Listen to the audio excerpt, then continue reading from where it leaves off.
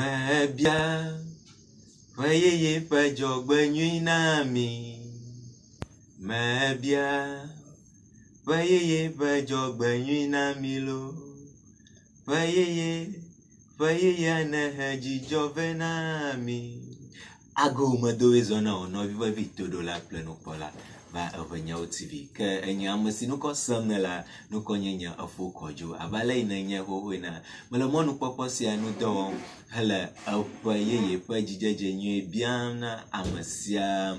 ame yo kata ne jeshim plame yo ke mo po jeshimo ame yo na subscribe de nya channel ame yo no klon do le Facebook YouTube ple social media platform potio kata ame yo na le nya WhatsApp group mo monu popo sia zam chola epe yeye pe dzijeje nyue biam na mi eye le pe ma bia la mase agbejiji abo kadri kanu jeji na ma no sia no ike na wala pe ma ajeji na eye ojimejiji o kata wa do no chila le pe akpa eve bla vovo ene ya ma eye mi akobubu na no ma o ba eya ekpere mi no ba mi agbagba jejo menya duro eya tala pe ma mede kuku na o na lo benado kio eye agbelegbe achichi oglobe amonute fleni hafinona eata majibe